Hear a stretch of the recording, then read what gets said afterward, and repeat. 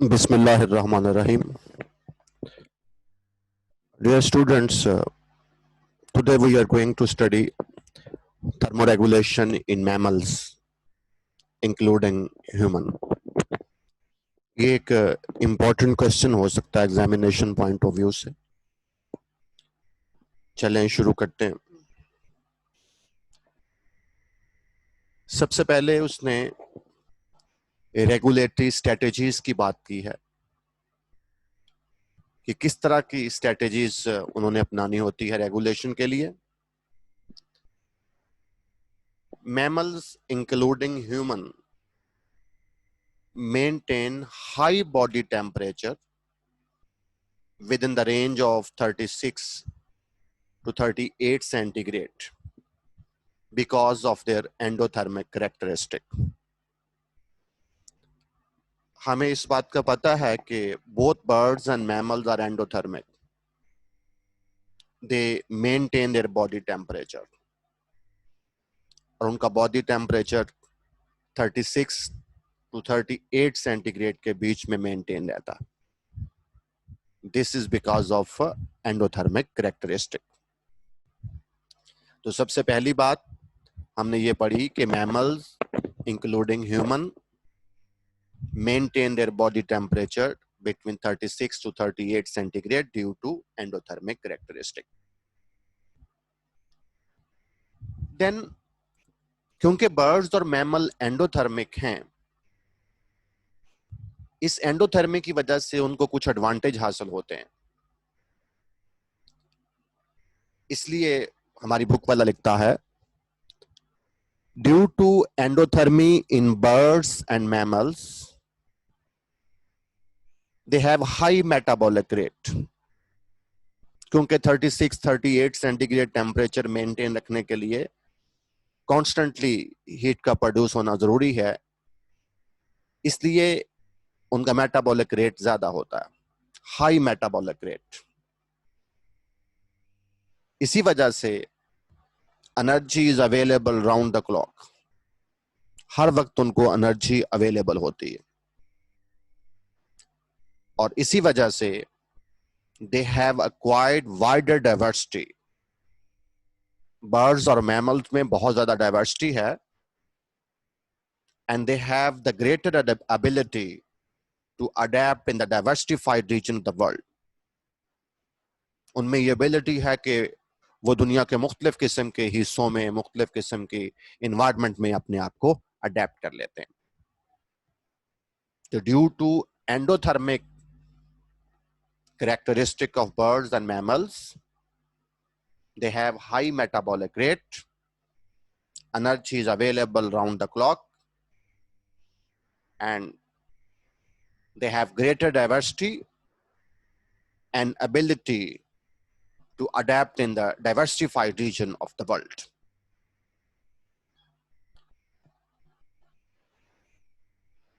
इसके बाद हमारी बुक वाला लिखता है birds and mammals regulate rate of metabolic heat production. Metabolism के नतीजे में जो हीट प्रोड्यूस होती है उसके रेट को रेगुलेट करता है. Birds and mammals regulate rate of metabolic heat production and also balance it with the heat they gain from the environment or rate of heat loss into the environment. Birds and mammals regulate the rate of metabolic heat production, balance it with the rate at which they gain or lose heat from the surrounding. Birds और mammal में ये ability है कि वो metabolism के नतीजे में heat production के रेट को मेंटेन रखते हैं और उस हीट प्रोडक्शन को इसके साथ भी बैलेंस रखते हैं कि वो किस रफ्तार से हीट को बाहर से अपने अंदर लेके आ रहे हैं या उनकी बॉडी से हीट किस रफ्तार से बाहर निकल रही है. ये बर्ड्स और मैमल की खास एबिलिटी है. Birds and mammals regulate rate of metabolic heat production, balance it with the rate at which they gain or lose heat from the surroundings. सबसे पहले इसमें उसने हमें यह बताया कि what are the various ways of heat production in birds and mammals. Heat production के 3 तरीके हैं, shivering thermogenesis, non shivering thermogenesis और इसके अलावा यूज ऑफ ब्राउन फैट. सबसे पहले shivering thermogenesis. The rate of heat production is increased by the increased muscle contraction by movements or by shivering. Production of heat by the contraction of muscles during movements or by shivering. This is called shivering thermogenesis. आपको पता ही है, जब अक्सर हमें खुद भी ये experience है कि हमें सर्दी लगती है तो इनवॉलंटरी तौर पर, गैर इरादी तौर पर शुरू हो जाती है, कपकपी शुरू हो जाती है. तो उस वक्त हम ना भी चाहें तो खुद ब खुद वो कपकपी शुरू हो जाती है, शेवरिंग शुरू हो जाती है.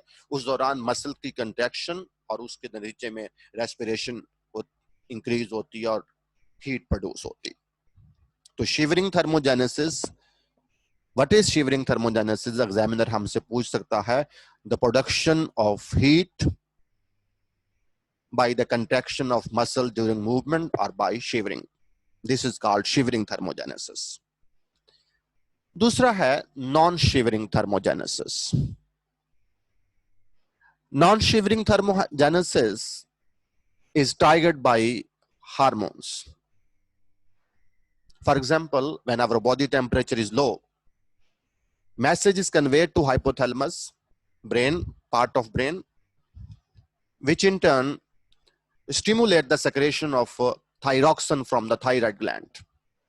हमारे नेक रीजन में एक ग्लैंड है, थायराइड ग्लैंड.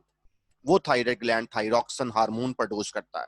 वो थायरोक्सिन हार्मोन ब्लड के जरिए बॉडी के हर सेल में पहुंचता है और वहां मेटाबॉलिज्म को, सेल रेस्पिरेशन को बूस्ट अप कर देता है, जिसके नतीजे में हीट की प्रोडक्शन होती है. This is non shivering thermogenesis. तो non shivering thermogenesis is a heat production triggered by the hormones, as do the thyroid hormones. जैसे मैंने बताया कि थायराइड ग्लैंड जो हमारे नेक रीजन में मौजूद है, हम 17 चैप्टर में इसके बारे में पढ़ेंगे. इसको जब लो बॉडी टेम्परेचर का मैसेज मिलता है तो थायराइड ग्लैंड हार्मोन प्रोड्यूस करता है थायरोक्सिन. थायरोक्सिन ब्लड के जरिए बॉडी के हर सेल में पहुंचता है और वहां सेलुलर रेस्पिरेशन को बूस्ट अप कर देता है. So what is non-shivering thermogenesis? Heat production triggered by hormones such as hormones of the thyroid glands. तीसरा वे है brown fat. Use of brown fat. Some mammals, जिसमें बैट भी शामिल है, possess brown fat which is specialized for rapid heat production. So these are the 3 ways of heat production. Shivering thermogenesis by the contraction of the muscles during movements. Non-shivering thermogenesis triggered by hormones such as hormone of the thyroid gland, or use of brown fat for the rapid production of heat. इसके बाद heat loss का जिक्र करेगा.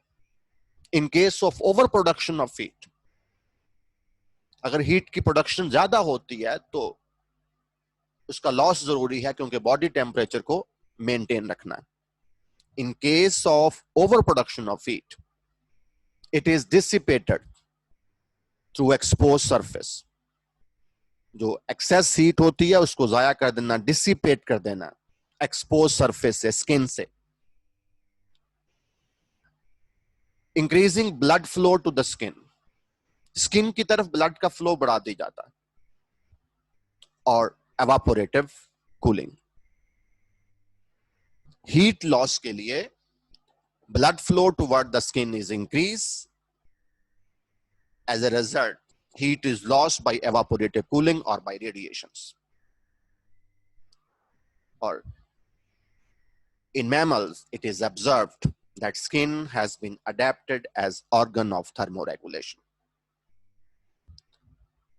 इतनी बात मैं repeat कर देता हूं, आप अपने नोट्स, अपनी बुक्स चेक कर लें. हमने ये बात पढ़ी, birds and mammals maintain their body temperature due to their endothermic characteristic. They maintain body temperature between 36 to 38 centigrade. Then, due to endothermic characteristic in birds and mammals, they have high metabolic rate. Energy is available in them round the clock, and they have required wider diversity and have greater ability to adapt in different regions of the world. Birds and mammals regulate the rate of metabolic heat production, balance it with the rate at which they gain or lose heat from the surrounding. What are the various ways of heat production in birds and mammals? Shivering thermogenesis due to contraction of muscles, non-shivering thermogenesis triggered by hormones, and use of brown fat. These are the three ways of heat production. Then, in case of overproduction of heat, excess heat is dissipated through the skin. During this, blood flow toward the skin is increased. As a result, evaporative cooling and radiation dissipate the heat from the body. Mammals have a skin which is organ for thermoregulation. इसके बाद मुख्तलिफ mammals किस तरह से thermoregulation की strategies अपनाते हैं, उनके पास किस किस्म के मैकेनिज्म हैं बॉडी टेम्परेचर को रेगुलेट करने के लिए, उसकी बात करेंगे. सबसे पहले कोल्ड टेम्परेचर में.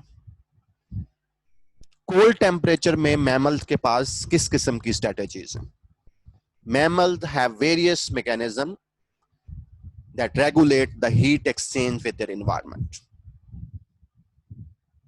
Mammals environment के साथ heat exchange को regulate करने के लिए मुख्तलिफ किस्म के mechanism इस्तेमाल करते हैं. Mammals की कोशिश होती है कि cold environment में उनकी body से heat बाहर ना निकले ज़्यादातर, और warm environment में या warm temperature के दौरान वो body से हीट किस तरह से निकालते हैं, ये बातें हमने पढ़नी. तो कोल्ड टेम्परेचर में सबसे पहले रीजनल टेम्परेचर डिफरेंसेस.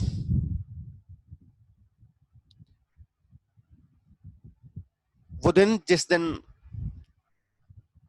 टेम्परेचर बहुत कम हो इन्वायरमेंट का, सर्दी ज्यादा हो, कोल्ड टेम्परेचर हो, तो बॉडी के मुख्तलिफ पार्ट्स में का टेम्परेचर मुख्तलिफ होता है. आर्म्स का टेम्परेचर, लेग्स का टेम्परेचर कम हो सकता है, लेकिन जो ट्रंक रीजन है जिसमें मेजर ऑर्गन्स मौजूद हैं, उनका टेम्परेचर मेंटेन रहता है, क्योंकि वाइटल ऑर्गन को टेम्परेचर की सप्लाई नॉर्मल मेंटेन रखी जाती है. आर्म्स और लेग्स में अगर जरूरत पड़े तो टेम्परेचर कम भी किया जा सकता है. ये बॉडी के मुख्तलिफ हिस्सों में टेम्परेचर मुख्तलिफ होना, this is regional temperature differences. इसमें वेजोडाइलेशन और वेजोकंस्ट्रिक्शन हेल्प करती है. Vasodilation mean dilation of blood capillaries, blood capillaries का फैल जाना ताकि उनके अंदर ब्लड का फ्लो बढ़ जाए. वेजोकंस्ट्रिक्शन मीन ब्लड कैपिलरीज का सिकुड़ जाना ताकि उनके अंदर ब्लड का फ्लो कम हो जाए. ये बात लिखी है रीजनल टेम्परेचर डिफरेंसेस में. Vasodilation and वेजोकंस्ट्रिक्शन effect heat exchange and may contribute to the regional temperature differences within an animal. वो कहता है वेजोडाइलेशन और वेजोकंस्ट्रिक्शन हीट एक्सचेंज को अफेक्ट करते हैं और इसी वजह से एक एनिमल की मुख्तलिफ हिस्सों में बॉडी टेम्परेचर मुख्तलिफ होता है.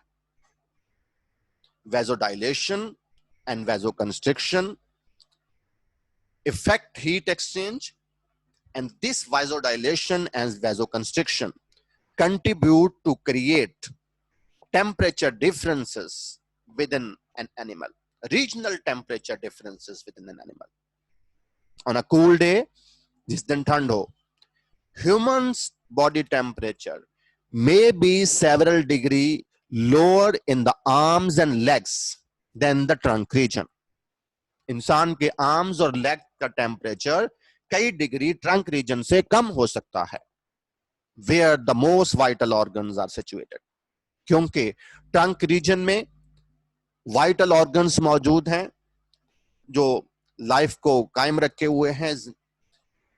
उनमें वाइटल ऑर्गन की तरफ जो टेम्परेचर है वो नॉर्मल रहना जरूरी है लाइफ को कंटिन्यू करने के लिए, सर्वाइवल के लिए. हाँ, आर्म्स और लेग्स का टेम्परेचर अगर जरूरत पड़े तो कम किया जा सकता है किसी हद तक. तो रीजनल टेम्परेचर डिफरेंसेस ये एक स्ट्रेटजी है मैमल्स में कोल्ड एनवायरनमेंट में टॉलरेट करने के लिए. Regional temperature differences, regional temperature differences create करने में कौन सी चीज हेल्प करती है? Vasodilation and vasoconstriction. और रीजनल टेम्परेचर डिफरेंसेस का फायदा क्या है? ये मैमल की सर्वाइवल में हेल्प करता है. ट्रंक रीजन में टेम्परेचर को मेंटेन रखा जाता है, आर्म्स और लेग्स की तरफ ब्लड की सप्लाई कम कर दी जाती है, ताकि आर्म्स और लेग्स की तरफ ब्लड की सप्लाई जब कम हो जाएगी तो आर्म्स और लेग्स के स्किन से हीट का लॉस नहीं होगा. लेकिन ट्रंक रीजन में ब्लड की सप्लाई ठीक रहती है. आर्म्स और लेग्स को जो ब्लड वेसल सप्लाई करती हैं ब्लड, उनकी वेजो कंस्ट्रिक्शन हो जाती है, उनकी तरफ ब्लड का फ्लो कम हो जाता है. जबकि ट्रंक रीजन की तरफ जो ब्लड कैपिलरीज जाती हैं, ब्लड वेसल जाती हैं, उनको वो डायलेट हो जाती हैं, उनकी वेजो डायलेशन हो जाती है ताकि ब्लड का फ्लो मेंटेन रहे और हीट टेम्परेचर जो है वो मेंटेन रहे ट्रंक रीजन में. तो this is the first strategy in mammals to tolerate cold temperature, regional temperature differences. Then second strategy hai, mammals raise their fur in a cold weather. Mammals, most of the land mammals respond to cold by raising their furs. Kyun? To tap the thick layer of air between these hair, and this air will act as a insulator between skin and the surrounding. Cold environment में mammals अपनी फर को raise कर लेते हैं. जब फर के hair को raise करते हैं तो उससे हेयर्स के बीच में स्टिल लेयर आ जाती है, वो इंसुलेशन का काम करती है, वो हीट लॉस नहीं होने देती. तो सेकंड स्ट्रेटजी रेज ऑफ फर है कोल्ड एनवायरनमेंट को टॉलरेट करने के लिए. इसके बाद third strategy blubber. This is a thick layer of fat. Marine mammals जिसमें वेल्स शामिल है, सील शामिल है, can inhabit much colder water than their body temperature. वो अपनी बॉडी टेम्परेचर से कहीं कम ठंडे पानी में जिंदा रह जाते हैं. क्यों? They have very thick layer of insulating fat called blubber just under the skin. उनकी स्किन के नीचे थिक लेयर ऑफ फैट है जिसको ब्लबर कहते हैं, वो इंसुलेशन का काम करती है. इसीलिए मैरीन मैमल, वेल और seal can live in a water colder than their body temperature. तो व्हाट इज ब्लबर एक शॉर्ट क्वेश्चन हो सकता है एग्जामिनेशन पॉइंट ऑफ व्यू से, इंपॉर्टेंट हो सकता है। आपने लिखना क्या है, in marine mammals such as whales and seals there is a thick layer of fat beneath the skin that act as a insulator and prevent the heat loss. That's why these mammals can survive in a water with a temperature much lower than their body temperature. Then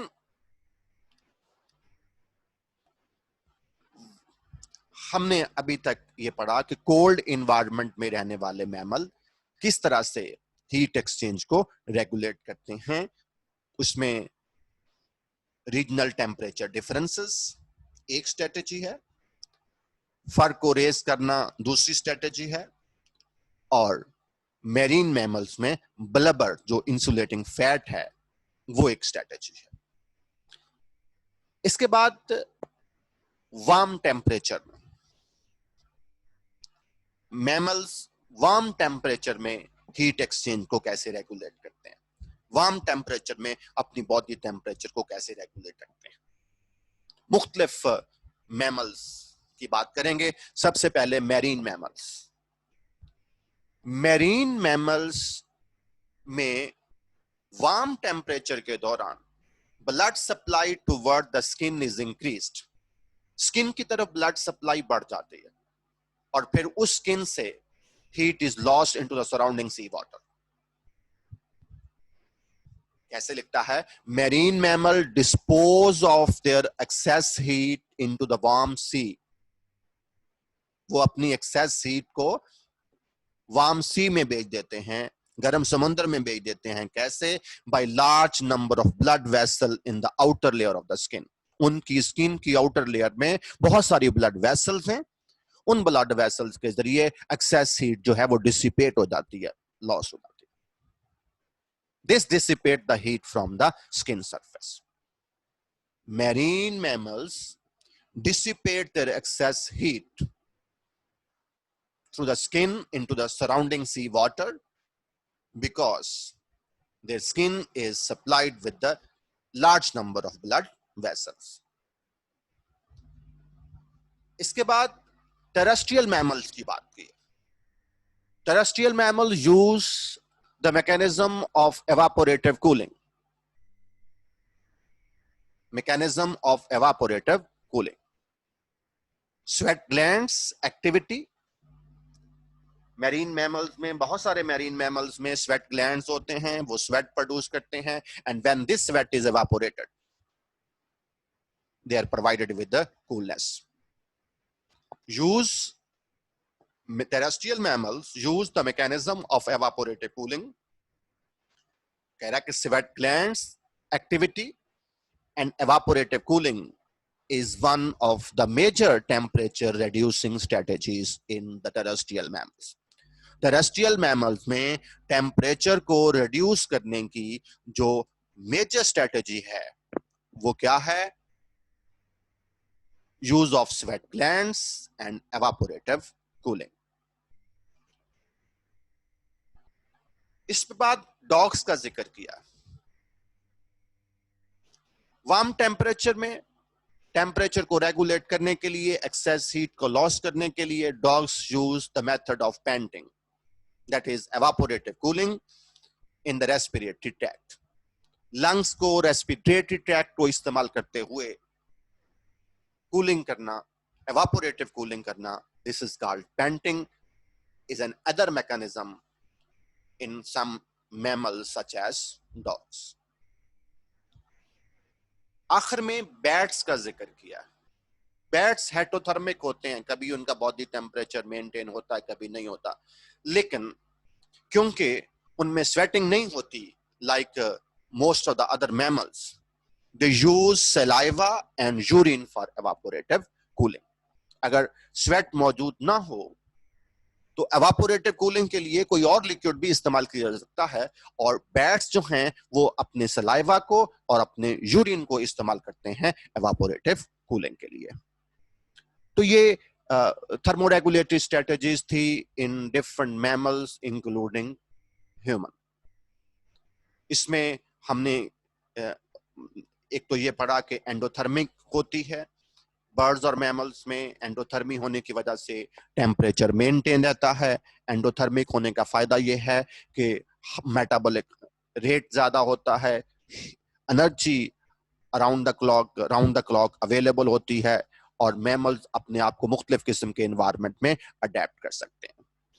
mammals में, birds में metabolic heat production को regulate किया जाता है, metabolic heat production को regulate किया जाता है, और साथ ही साथ उस हीट प्रोडक्शन को बैलेंस किया जाता है with the heat they gain from the environment और with the heat they lost into the environment. Heat production के मुख्तलिफ तरीके पड़े, शिवरिंग थर्मोजेनेसिस जिसमें हीट प्रोड्यूस होती है शिवरिंग से, मसल कंट्रैक्शन से, नॉन शिवरिंग थर्मोजेनेसिस जिसमें heat is production is triggered by hormones such as thyroid gland, और इसके अलावा हमने ये भी पढ़ा कि brown fat is used to produce heat. इसके बाद हमने हीट लॉस के तरीके भी पढ़े कि किस तरह से मैमल अगर हीट ज्यादा प्रोड्यूस हो जाए तो उसको डिसिपेट करना, उसको जाया करना जरूरी होता है, और इसके लिए स्किन की तरफ ब्लड की सप्लाई बढ़ा दी जाती है, और वहां से एवापोरेटिव कूलिंग के जरिए या रेडिएशन के जरिए हीट का लॉस होता है। फिर मुख्तलिफ मैमल्स का जिक्र किया। कोल्ड इन्वायरमेंट में हमने ये कहा कि कोल्ड इन्वायरमेंट में रहने वाले मैमल्स कोल्ड टेम्परेचर को टॉलरेट करने के लिए मुख्तलिफ स्ट्रेटजीज अपनाते हैं, जिसमें रीजनल टेम्परेचर डिफरेंसेस है क्रिएट करते हैं। मैमल अपनी बॉडी के मुख्तलिफ हिस्सों में टेम्परेचर मुख्तलिफ कर लेते हैं, जैसा कि कोल्ड इन्वायरमेंट में हमने ये कहा कि ट्रंक रीजन का टेम्परेचर तो मेंटेन रहता है, लेकिन आर्म्स और लेग्स का टेम्परेचर सेवरल डिग्री कम भी हो सकता है। इसमें वेजो कंस्ट्रिक्शन और वेजो डायलेशन हेल्प करती है। इसके अलावा हमने जो है वो ये भी पढ़ा कि मैमल्स अपनी फर को रेज कर लेते हैं, स्टिल एयर को ट्रैप करने के लिए जो इंसुलेशन का काम करती है।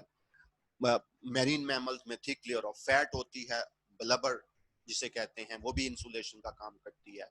ह्यूमन भी अपने टेम्परेचर, कोल्ड टेम्परेचर में फैट पे रिलाई करता है, जबकि वार्म टेम्परेचर में मैरीन मैमल्स में क्या होता है, हीट का लॉस होता है स्किन के जरिए, क्योंकि स्किन में बहुत सारी ब्लड वेसल्स होती हैं, स्किन से ब्लड का हीट का लॉस हो जाता है into the surrounding sea water. इसके अलावा टेरेस्ट्रियल मैमल जो हैं वो evaporative cooling using sweat glands का मैकेनिज्म इस्तेमाल करते हैं, डॉग्स पेंटिंग करते हैं, और बैट्स एवापोरेटिव कूलिंग के लिए सलाइवा और यूरिन का इस्तेमाल करते हैं। आज के लिए इतना, थैंक यू वेरी मच।